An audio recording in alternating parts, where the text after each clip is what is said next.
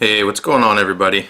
For today's episode of tying Puget Sound Sea Run Cutthroat flies, I'm going to be tying up an old pattern, but kind of in a new way. This is basically just a Delia squid with a slight variation as it's tied with a dubbing brush. I received a Starburst dubbing brush device for Christmas, and I've been having a heck of a lot of fun the last few weeks spinning up all kinds of different stuff. I've started tying up pretty much all of my squids and a lot of my squint patterns using dubbing brushes, and I really like the results. Tying them this way is super quick, they're super durable using the wire dubbing brush, and it gives the fly a ton of movement that I haven't been able to achieve before. So first thing I'm going to do is I'm going to move the camera around and I'm going to show you how I use the Starburst dubbing brush device to spin up this dubbing brush. Once I get that done, then we'll get back over here and we'll tie up this fly. Okay, so I got the camera moved, so now I'm going to go ahead and show you how I spin up this brush that I've been using on these squid patterns. It's a very simple brush. It uses three materials. It uses some water silk in white from Fly Tier's Dungeon, sort of a EP fiber, kind of a knockoff if you will, but much cheaper. I'm using some Starburst Fibers in hollow silver, also from Fly Tier's Dungeon. And then I'm using some white mini bug legs, just some rubber legs that I'm going to add to this, kind of give it that buggy look, a lot of movement. So just three materials. And to start, I already have my wire. It's attached to this hook. It's run across the table. It's hanging on this hook with the bobbin just hanging straight down. So to start with, I'm going to take a chunk of this water silk and I'm going to cut it off in about 1/2 inch increments.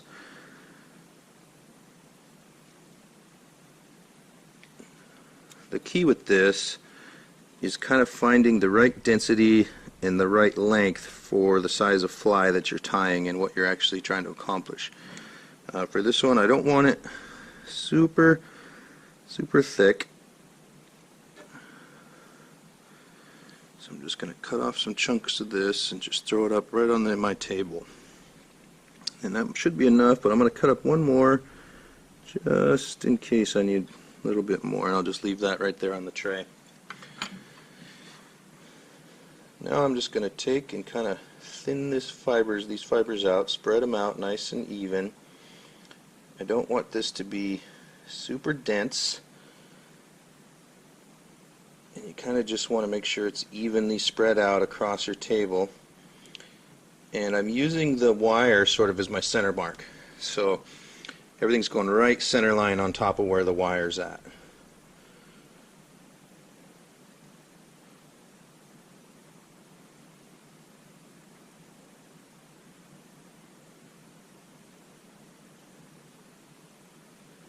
Just kind of using my fingers here to spread this material out. I haven't really found a ideal way of doing this, so I just use my fingers. I've used a bodkin, scissors, and a few other things, but it just seems to work best if you just take your fingers and kind of spread it out. And I need just a hair more here. Apologize if my arms are getting in the way of the camera. I'm definitely not used to doing this with the camera in my way, so bear with me. Okay. So I have that stretched out across the table, spread out evenly. Now I'm going to take some of these mini bug legs. I'm just going to cut off a chunk here, and I'm going to lay them up on my table, and I'm going to cut these at about just 3/4 of an inch, maybe slightly more. I found it's better to err on the side of length with this type of thing, where I'm going to be laying these legs in individually, because I can just, when I'm all done, even after I tie the fly, I can take my scissors and just trim them up. But if they're too short, well, you get the idea. So I just got a nice chunk of these legs. Now this is the kind of time-consuming part, and just going to take these legs and individually lay them across, again using the wire as my middle part, and I'm just going to individually lay these about an 1/8 of an inch apart maybe. Again, you can experiment and mess around with length and density and all that, but I find about 1/8 of an inch apart is pretty good for what I'm doing here.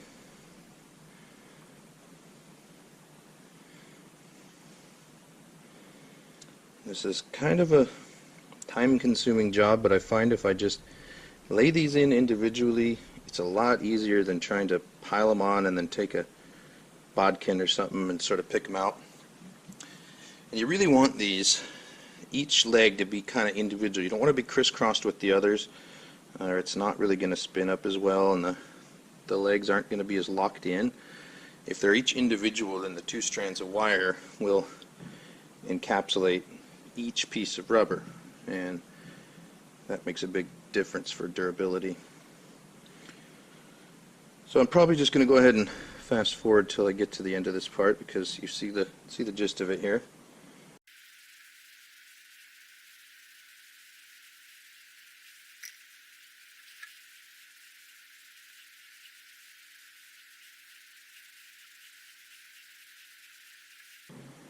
Okay, so got all my legs laid out here. Now I'm going to go back and I'm just going to look and make sure I didn't leave any little kind of gaps between legs, and everything is sort of individual. The legs aren't crisscrossed.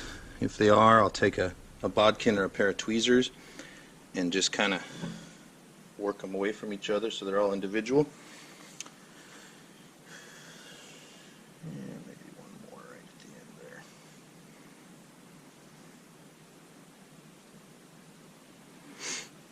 Okay, so now I'm going to take some of this Starburst Fibers.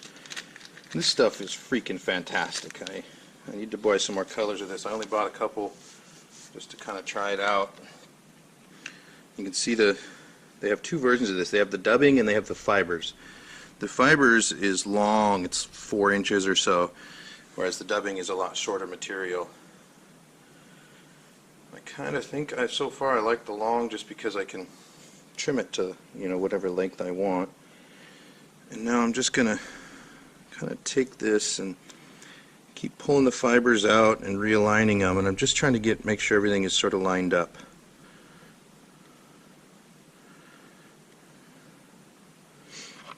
Trim off these raggedy ends, and then I'm going to cut some of this. I'm going to do this about 3/4 of an inch, maybe slightly shorter. I haven't found the total sweet spot for this yet, but this seems to work pretty well.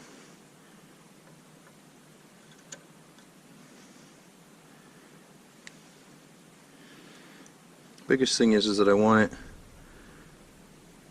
a little bit longer than the white water silk, just so the flash kind of moves independently. So now I'm going to take this and very sparsely just going to lay some fibers on top. I don't want to overdo it with this stuff. It's easy to overdo, and you can end up with where the color of this Starburst sort of takes over the whole brush, and I just want to add some accent. I don't really want to make this a holographic silver brush. I just want some flash in there. So I'm just pulling out, you can see kind of a few fibers at a time and laying them across.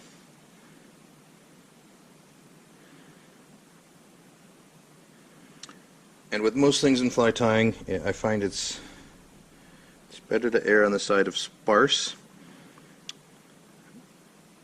That's pretty much a good rule of thumb for any tying situation.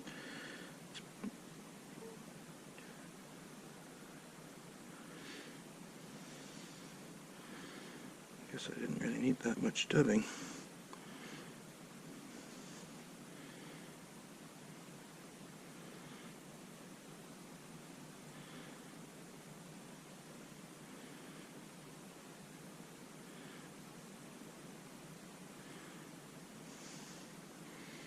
Okay, so now I have that on there, nice and sparse.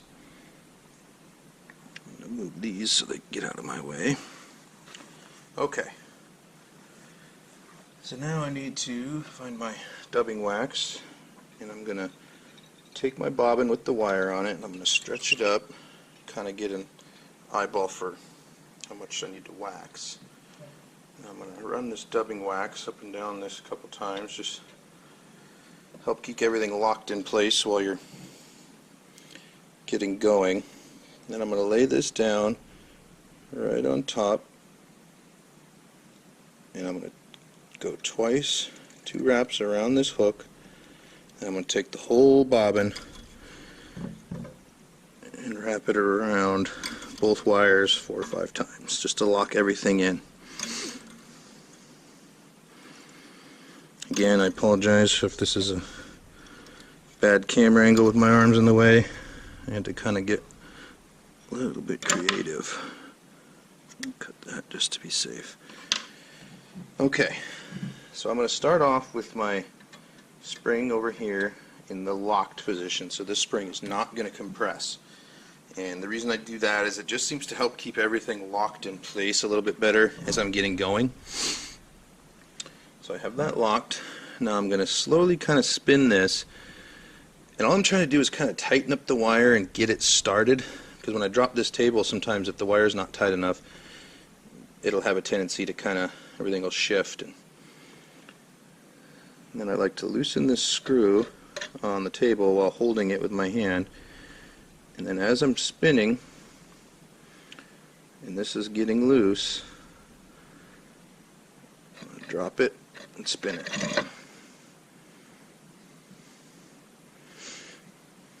I'm going to give this a bunch of spins here. My first step, I usually spin it until this foot over here starts coming up off the ground about 1/4 of an inch or so.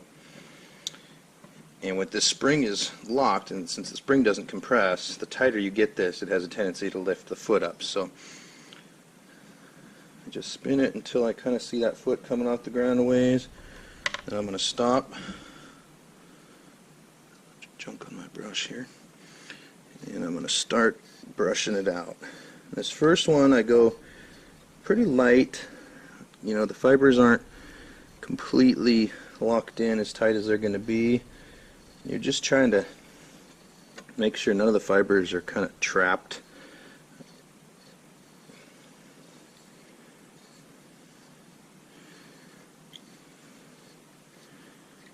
Make sure all the rubber legs are free from each other, not binded down or binded. That's some good English there. You get the point. Okay, now I'm going to give this another round of spinning. I'm not going to spin this quite as much this time because I don't want to break that wire. And some more brushing.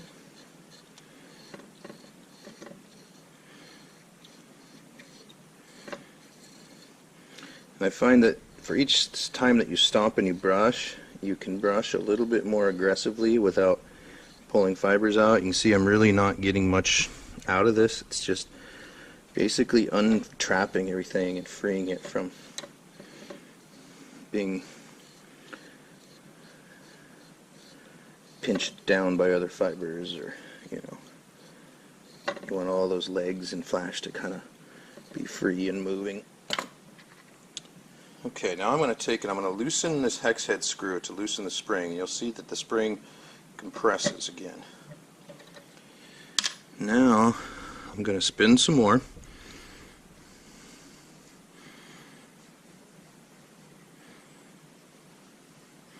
And I'm just watching that spring, and I spin it until that spring is compressed about 3/4 of the way.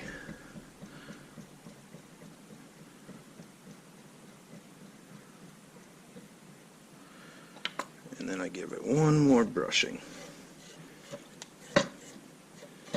And with this brushing, I tend to be a little aggressive. I want to make sure that all those fibers are pulled out straight and not trapped down by the wire or pinched in with other fibers or anything like that. You can see even then when I'm brushing it aggressively, it's not getting anything really on my brush. All this does is free everything up. And you can see how kind of nice and sparse this brush is, and it's exactly what I'm looking for. I don't want to overdo it. I'm tying these on size 4 to size 8 hooks, so it's not like I need a terribly big, thick brush. Okay, so now I'm just going to snip that in, pull that off, and now I have my dubbing brush for this squid pattern. So I'll move the cameras back again and we'll get into the tying part. Okay, so now that we got the dubbing brush spun up, we can go ahead and just whip out this fly. This is basically the same as any other Delia squid as far as materials and tying steps.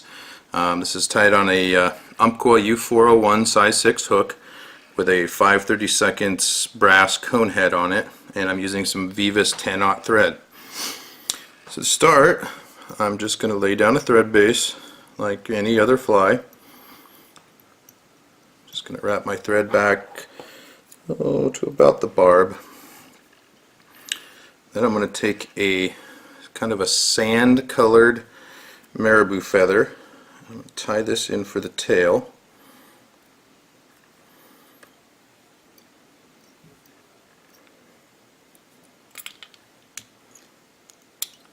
Tying them with this dubbing brush is, once you get the brush made, is extremely quick to crank these patterns out. I'm going to go a little bit slower here just for the sake of the camera, but I can tie these in less than 2 minutes, which I fish a lot of squid patterns and a lot of squint patterns, so being able to just tie up a few dubbing brushes ahead of time and have them ready allows me to just really crank out a lot of these flies. With the dubbing brush, the durability seems to go way up as well with that wire core. These flies can catch a lot of fish before they start showing any signs of abuse. So I got my tail tied in. Now I'm just taking a strand of pearl crystal flash and I'm going to tie this in on the near side, extending just beyond the tail.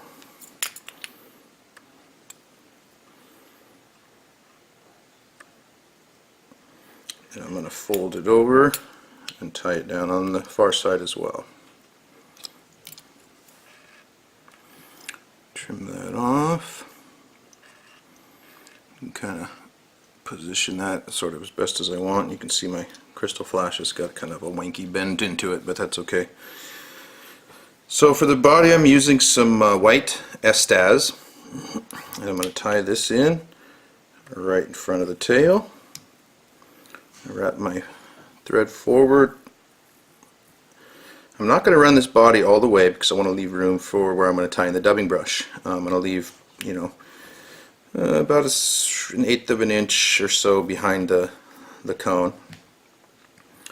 So I'll go ahead and just wrap this body forward.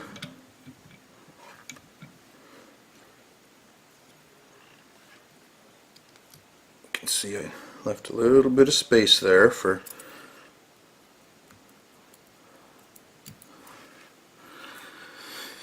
and then the final step is to just tie in my dubbing brush that I just made. Just gonna cinch that down.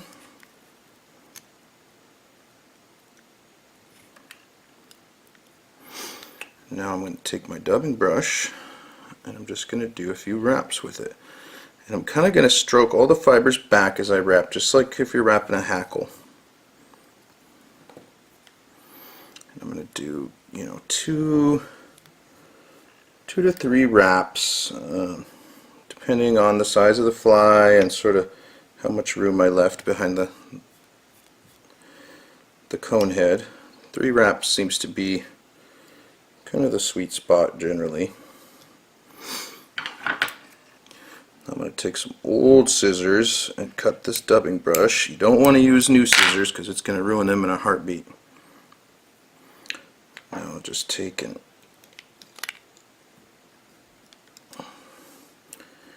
kind of want to fold that wire down where I cut it, just so that I can kind of cover it up with thread. You have to be careful. Sometimes it has a tendency to want to, if it's sticking up too much and it's too jagged, it'll cut your thread off, which is kind of annoying.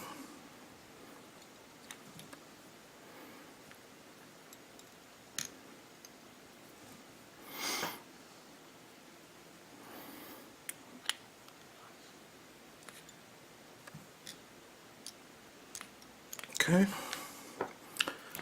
now I'm just going to take a little bit of glue. This is Sally Hansen's Hard as Nails.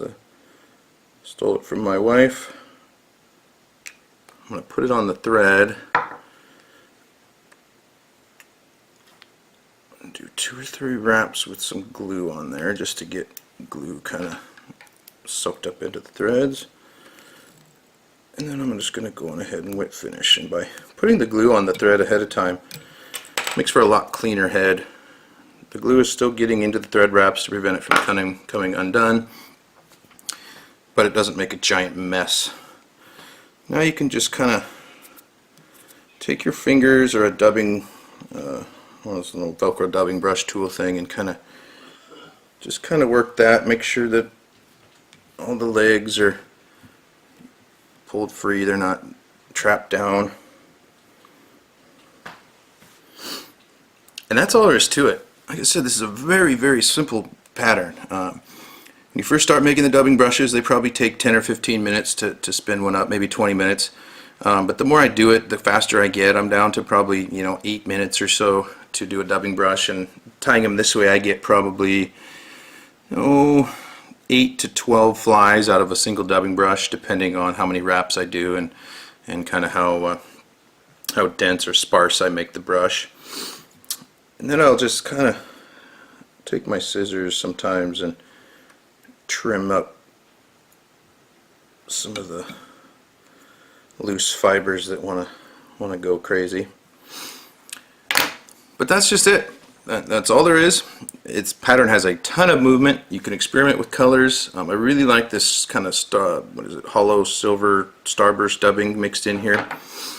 It gives it a lot of shine, a lot of movement, and this fly just flat out catches fish and is durable. So I highly recommend playing around with dubbing brushes if you have the ability. It's a lot of fun, makes for really cool flies, and they can be extremely durable, which I like. So give this one a shot, add a few to your box. If it works for you, I'd love to hear about it. And thanks for watching.